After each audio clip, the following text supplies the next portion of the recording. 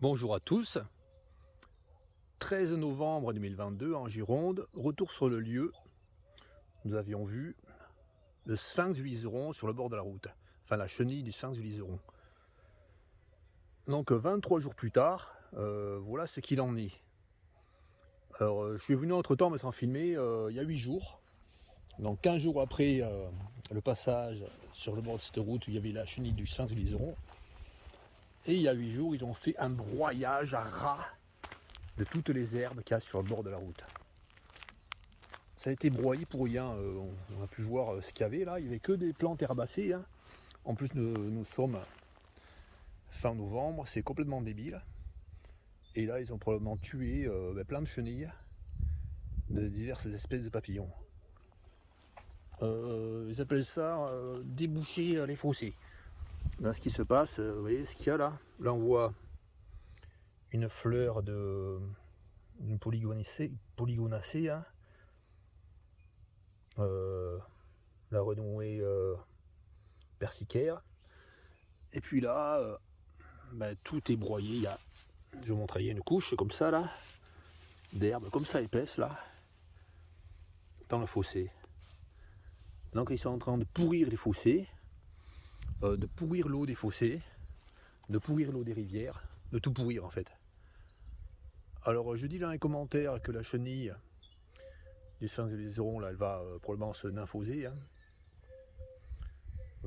très vite. Et qu'au bout de 10 à 15 jours, ça va donner, va sortir la chrysalide, le papillon. Alors comme il a fait froid ces derniers jours là en novembre, je pense que c'est un peu plus que 10 à 15 jours, ça peut être 20 jours, et il est probable que le jour où ils sont venus broyer, c'était le jour où le papillon sortait de sa chrysalide. La chenille du Liseron a été, le papillon sphinx du Liseron a été broyé peut-être. Alors il réalise une logette dans la terre, le sphinx du Liseron, jusqu'à 30 cm de profondeur, pour se nymphoser. Mais là ils font des raclages. Alors même si la chenille était dans la terre encore, elle a probablement été raclée. En tout cas il y a le fort risque qu'elle ait été raclée. Tout est massacré, on voit que c'est débile, complètement débile. Et après, sur le long de la route, là, c'est pareil à plein d'endroits. Toujours le 13 novembre 2022, nous étions là-bas à environ 300 mètres, là où il y a les maisons. Alors, nous avons été vers là, sur la route principale qui va vers le nord. Et là, il y a une minuscule route, vraiment minuscule, qui mène à un pâté de maison. Hein. Alors, je montre cet endroit, puisqu'on peut me dire à côté, oh là là, ils broient à bord de la route, car c'est pour la sécurité, laisser une bande d'arrêt, etc.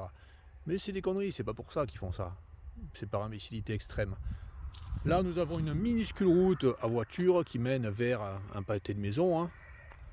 Et uniquement vers un pâté de maison, hein. C'est une route extrêmement secondaire. Et ce qu'ils ont fait, c'est broyer, massacrer la bordure là, où il y a la haie. Alors, nous sommes à la campagne, il n'y a pas de fil électrique au-dessus. La route est minuscule, mène à un pâté de maison. C'est pas un terrain privé, hein. C'est l'État, la mairie, ou je sais pas qui vient broyer, massacrer tout, hein, et rendre l'herbe qui est au bord de la route en bouillie. Voilà ce qu'elle fait. Hein. Au mois de novembre, hein, c'est le pire moment. Hein. En ce moment-là de l'année, il y a plein de chrysalides, plein de chenilles qui sont au bord des routes. Là, nous avons une oseille. Alors, je ne sais pas si cette oseille permet à la chenille du sphinx du Liseron de se nourrir, mais la chenille du sphinx du Liseron peut se nourrir d'oseille. Tout ce qu'il y avait là de biodiversité, de plantes intéressantes a été broyé. Et comme ils l'ont fait plusieurs fois ces dernières années, il n'y a pas beaucoup de variétés végétales, on voit. Là, il y a une haie. Alors, je montre la haie, comment elle est haute. Hein. Là, elle m'arrive au torse à peine. Hein. Je sais pas, genre 1m20, même pas. 1,30 m, pas plus, puisqu'il y a un tailleur de haies. Ah, un petit papillon qui vole là. Papillon de la famille des Lycaenidae. On va voir ce que c'est comme papillon. Là. Malheureusement, nous pouvons voir que c'est un brin des Pelargonium. Un brin des Pelargonium. Papillon qui provient d'Afrique du Sud. Alors comme il y a des jardins pas loin là, ils ont des géraniums en provenance d'Afrique du Sud. Hein. Ces géraniums sont des plantes hautes pour le brin des Pelargonium. Et ce papillon est répandu un peu partout en France, hein, principalement proche des habitations. C'est pas de ça que je voulais parler. Également, là, ce brin des Pelargonium, il risque de se naturaliser en France, ailleurs qu'auprès des villages, puisqu'il y a des plantes sauvages dans les Pyrénées, des géraniums sauvages qui permettent d'accueillir les chenilles, malheureusement, de ce brin des Pelargonium. Papillon de la famille des Lycaenidae avec une petite queue, hein, qui reconnaît ça facilement. Hein. Alors là, nous avons une prairie où il y a des vaches. Hein. Et la haie est massacrée, rendue à 1,30 m. On voit que tout a été broyé, massacré là. Alors avant, cette haie, elle était grande, hein, et elle est rendue à 1,30 m. Dans plein d'endroits, c'est comme ça. Nous allons voir l'autre côté là. Alors l'autre côté qui est l'endroit où il y a la haie, qui n'est pas le long de la route. On voit la différence. On voit que la haie, constituée avec des plantes sauvages, hein, est haute. Elle mesure 3 mètres, 4 mètres. Et là, au printemps, il y a plein de fleurs. Les pruneliers, des aubépines qui sont en fleurs. Mais ils veulent pas ça, ils veulent massacrer les haies. Et puis un peu plus loin, ce qu'ils font, ils mettent des panneaux au bord des routes. Hein. On a planté des haies, on est gentil, etc. Hypocrisie extrême. Ça, c'est inadmissible de faire ça, ça sert à rien de faire ça. Alors admettons qu'il est fait juste au niveau du croisement, allez. Mais c'est pas ça qu'ils ont fait. Ils ont broyé la haie tout le long par débilité extrême. Et également là, tout le long de la route, sur des kilomètres, la haie est broyée. Ils veulent plus ça là. C'est interdit, on dirait là. Là, nous avons les traces d'un tracteur, hein, le tracteur qui a fait le broyage maximal là, au pied de la haie, parce qu'ils veulent pas qu'il y ait des herbes sauvages qui poussent au pied des haies là. Là, alors je montre là les traces du tracteur. Là, mon pied, des grosses traces de tracteur. Alors là, s'il y avait une chrysalide d'un papillon là, par exemple, de Sphinx du liseron, mais il y a plein d'espèces qui s'enterrent, qui font leur chrysalide et s'enterrent dans une loge dans le sol. Hein. La chrysalide, elle est écrasée. Hein. Alors jusqu'à 30 cm pour le Sphinx du liseron, la loge se trouve.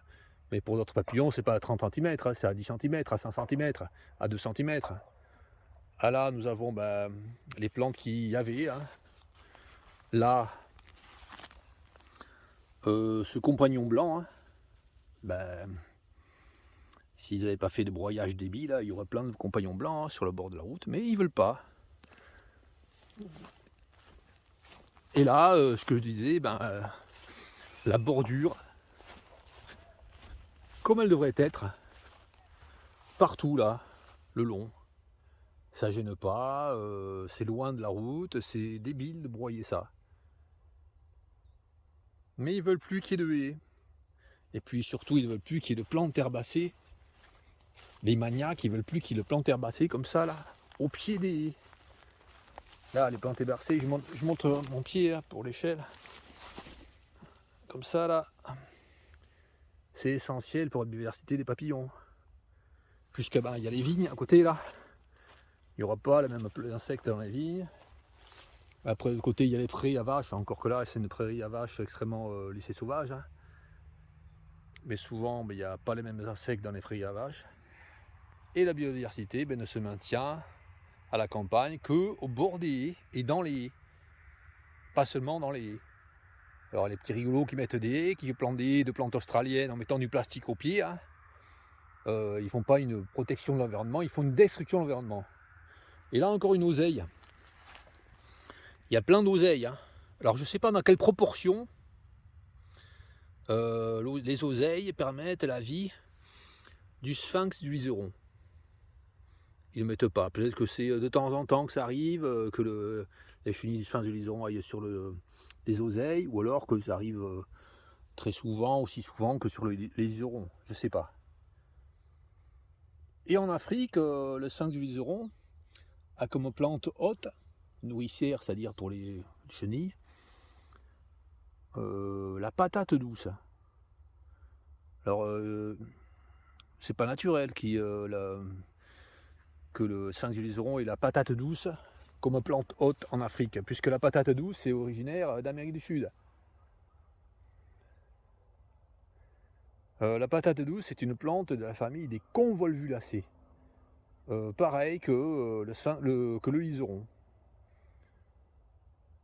Mais ce qu'il devrait mettre là, dans les articles qu'on voit sur internet, hein, c'est de dire que naturellement, hein, le sphinx du liseron vit en Afrique sur des liserons sauvages ou d'autres plantes sauvages, mais pas sur la patate douce. C'est pas naturellement sur la patate douce. Il s'est adapté à l'arrivée de la patate douce en culture en Afrique pour se développer sur la patate douce. C'est pas pareil. Hein. Bon, il fait chaud aujourd'hui, des papillons volent encore. Hein. Le 13 novembre, c'est tout à fait normal. Hein. Ça a toujours, depuis des années, en France, c'est comme ça. Hein. Il y a 10 ans, c'était pareil. Il y a 20 ans, il y a 30 ans. Hein. En novembre, les papillons volent encore en Gironde. Hein. Pas toutes les années. Il y a certaines années où l'hiver arrive plus précocement. Mais là, nous avons des papillons, notamment là, le papillon le souci. Là, je vais essayer de filmer celui-là. Là, il y a un papillon. Il y a le papillon le souci, Colias crocea, qui vient de se poser. Là.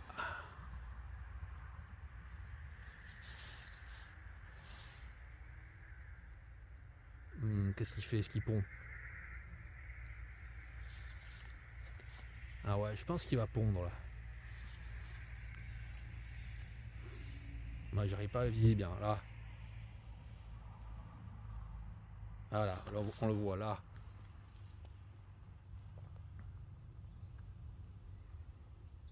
Un papillon comme ça qui se pose dans les herbes là où il n'y a pas de fleurs, souvent, c'est un papillon qui est en train de pondre. Alors je vois s'il y a des plantes nourricières pour les chenilles. Il y a des espèces de trèfles là, oui c'est possible que ce soit des plantes nourricières pour les chenilles du papillon le souci. C'est probablement le papillon le souci, une femelle qui pond. Alors s'il y a un engin qui réalise ça là, mince, je l'ai fait peur. Bon, c'est un engin qui réalise ça là, je montre. Hein.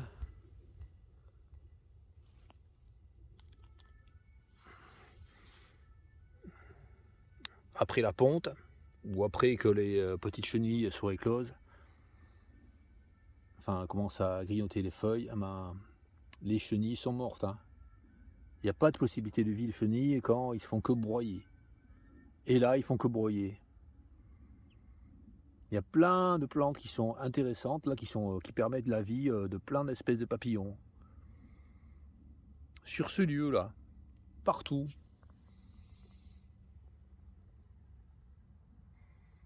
Au bord des routes. Mais ils préfèrent les rendre en bouillie. Alors à force de faire ces débilités extrêmes, ce qui se passe, c'est que le bord des routes devient très monotone, avec uniquement des plantes très, très communes, hein. Une espèce de graminée seulement, et même des fois c'est une espèce de graminée exotique. Ils sont en train actuellement de favoriser uniquement une espèce de graminée exotique. Une catastrophe écologique sans précédent, payée par nos impôts, par débilité extrême bien sûr, hein. Par idéologie, une sorte de religion, et puis de la corruption. Hein. enfin de l'imbécilité, enfin tout mélangé, hein, pour amener à un broyage, un massacre de la nature. Nous étions tout à l'heure à 200 mètres vers là-bas, derrière la haie. Là, nous avons la route principale. Et là, on peut voir que le long de cette route principale, enfin une petite route, hein, c'est pas une grande route ça, bah, ils ont fait un broyage maximal hein, du bord là, pour rien. Au moins il y avait des fleurs là, comme on a pu voir là-bas. Hein. Mais ils préfèrent broyer à fond. Là, nous avons l'endroit avec la haie originelle. Hein. Alors, des arbres, des arbustes. Et puis ce qu'ils veulent faire là, c'est ça. Voilà, ils veulent ramener toutes les haies à ras, à 1,20 m. Ils ne veulent plus qu'il y ait de haies. Et par ailleurs, ben, ils plantent des haies ailleurs. En disant on est des gentils, on met des haies. Insupportable. Les haies interdites. Par contre, financer des haies par l'État, ça c'est autorisé ça. Ruiner l'État, ruiner l'argent public pour planter des haies, c'est autorisé. Et broyer les haies, c'est autorisé. Ils font absolument n'importe quoi. Bon là, un vol de grue, hein. L'hiver va arriver.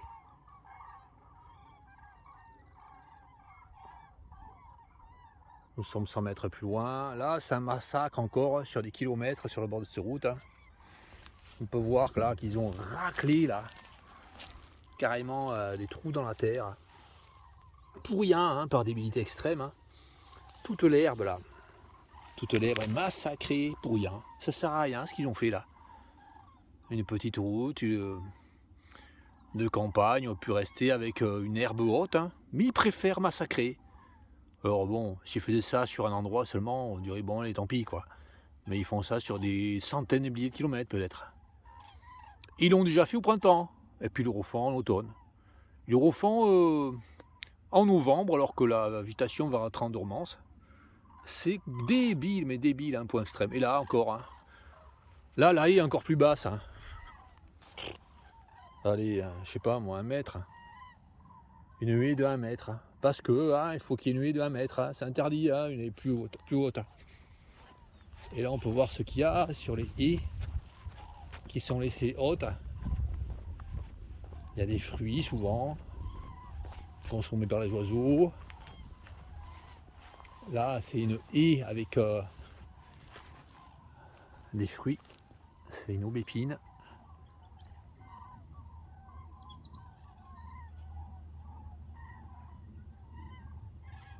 Bah, tout le long de cette haie, il y avait des fruits comme ça. Bah, ils veulent pas qu'il y ait de fruits, ils veulent qu'il y ait un truc rare, complètement débile. Donc là, à force de faire ça, toutes les aubépines vont disparaître. Hein. Il va y avoir qu'une haie de ronces, une haie très monotone. C'est ce qu'ils souhaitent. Ils veulent pas qu'il y ait des diversités, ils veulent qu'il y ait que une seule espèce. Ça les a satisfaits. Et là, bah, je pense que dans quelques années, à force de faire ces débilités, là, s'ils continuent encore, hein, il va y avoir la graminée, le passe-palle dilaté. Nous étions vers là-bas, environ 300 mètres, au bord de la haie. Là, nous avons la prairie à vaches, avec les vaches. Là, nous avons la clôture avec du barbelé, hein. Une clôture qui est haute, hein. Oh, qui fait 1,50 m au moins. Alors, à certains autres endroits, hein, où il y a des chevaux souvent, ou des vaches, ils mettent pas du barbelé comme ça, avec des poteaux. Ils mettent un fil avec du courant électrique dedans. Vachement bizarre, hein, les gars. Pourquoi ils mettent du courant électrique? Et puis au pied, ce qu'ils font, c'est mettre du glyphosate sur 1 mètre de large, enfin 1 mètre de chaque côté de la clôture, pour pas que les herbes aillent dans le fil électrique. Mais par contre, à cet endroit-là, c'est bien, puisqu'au pied, ben, du fil de fer barbelé, il y a plein de plantes qui permettent d'accueillir les chenilles de papillons, de beaucoup d'espèces. Alors là, de ce côté-là, nous avons l'endroit broyé. Hein. encore sur les centaines de mètres. Là, nous avons une propriété privée. Malheureusement, c'est un massacre. Hein. Là, je suis déjà passé au printemps ou je sais pas quand. Ceux qui ont la propriété, bon, il faut nettoyer. Alors, ils tondent n'importe quand, au printemps, en été ou en automne. Parce qu'ils veulent pas que, par exemple, il y ait des bruyères en fleurs. Ils n'aiment pas ça du tout. Hein. Oh, un papillon qui passe là. Ouais, 2 papillons là. Je sais pas ce que c'est ça. Je pense que ça, c'est les belles dames. Ouais. Allez, on va voir la belle dame là, de près. Hop là. Bon. Ouais, c'est les belles dames ça. Ah. Bon, tant pis. Allez, je vais pas rentrer dans la propriété privée là. Il n'y a pas de clôture, il n'y a rien, mais c'est une propriété privée. Là, comme à tout là, pour l'environnement, ce qu'il y a, c'est cette plante là, cet arbre, au pied de ces 2 pins. Et cet arbre, c'est un merprin laterne. Un petit merprin laterne d'entre mers qui sont en plaine, qui ne sont pas sur les collines, naturellement, hein, mais pas beaucoup, vraiment de manière très ponctuelle. On voit un merprin laterne. La plupart sont sur les endroits accidentés.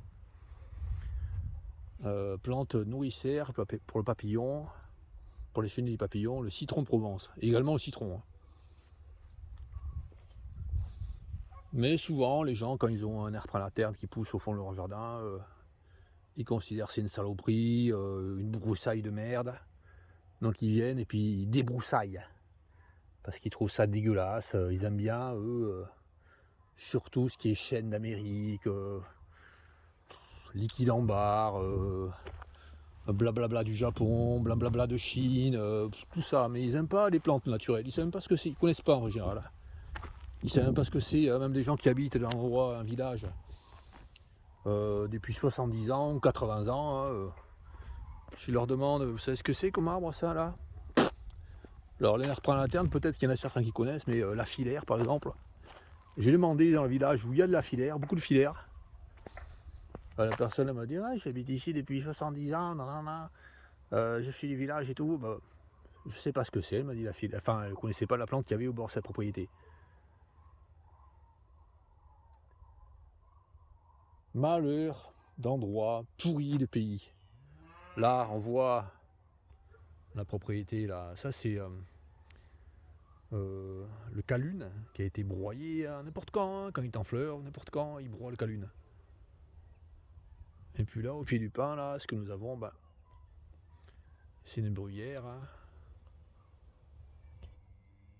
Mais comme ils font n'importe quoi, il n'y a plus rien. Plus loin, il y a une propriété comme ça, là, sur le bord, là. Il y a des orchidées, Paludorchis. Laxiflora, voilà. Paludorchis, Laxiflora sur le bord. Et puis, ça a été broyé au moment de la floraison. Hein.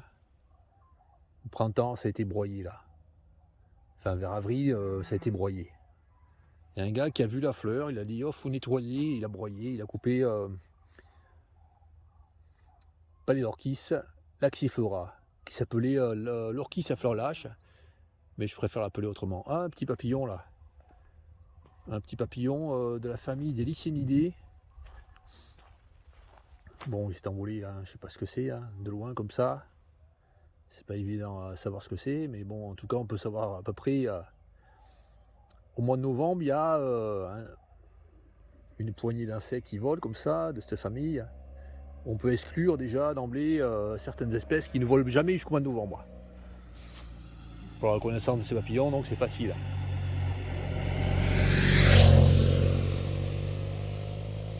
De cette famille-là. Là, sur un lieu comme ça, la campagne, même si les voitures qui passent tout au bord là, les papillons pondent au bord là. J'en ai vu souvent qui pondaient au bord. Puisque souvent il y a des plantes qui n'ont pas au milieu des prairies qui sont tondues.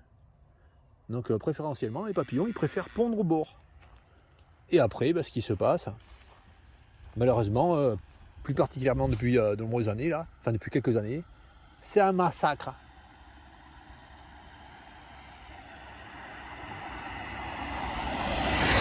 Là également, là, ce que nous voyons, c'est un nerprin laterne. Là, aux feuilles bien plus grosses. Là, il y a un nerprin laterne là.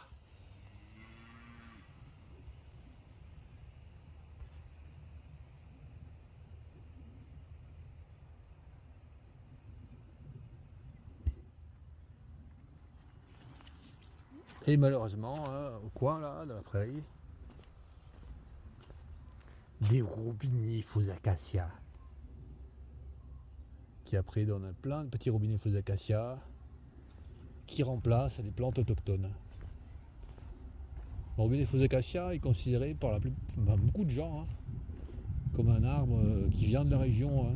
Les gens ils disent ouais, un acacia. Ah ben ouais, c'est d'ici un acacia. Et même les protecteurs de l'environnement, qui font partie de l'association de protection de l'environnement, considèrent le robinet faux acacia, comme on peut le voir dans une vidéo, comme une plante issue de la région.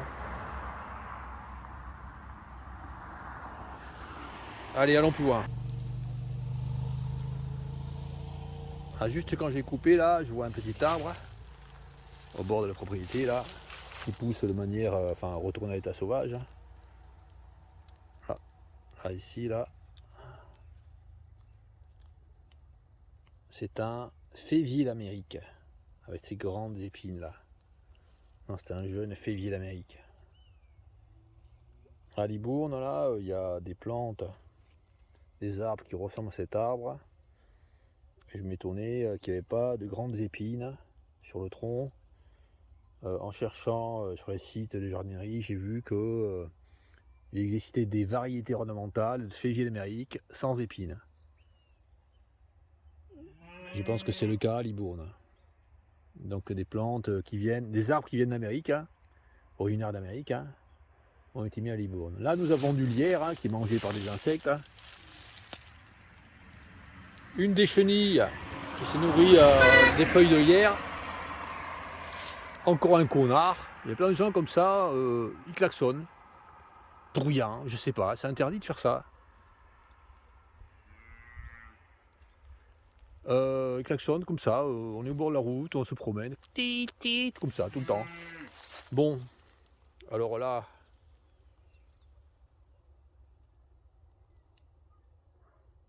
je disais ouais, les feuilles du lierre peuvent nourrir les chenilles, les papillons, l'azurée des nerprins. L'azurée des nerprins, ces chenilles qui peuvent aller sur de nombreuses espèces de plantes, dans de nombreuses familles. Il peut aller sur la famille, sur le nerprin à la terne, mais également sur le lierre. Et d'autres familles, Vraiment, il va sur plein d'espèces de plantes. Les chenilles peuvent se nourrir de plein d'espèces de plantes, ce qui n'est pas le cas de tous les papillons.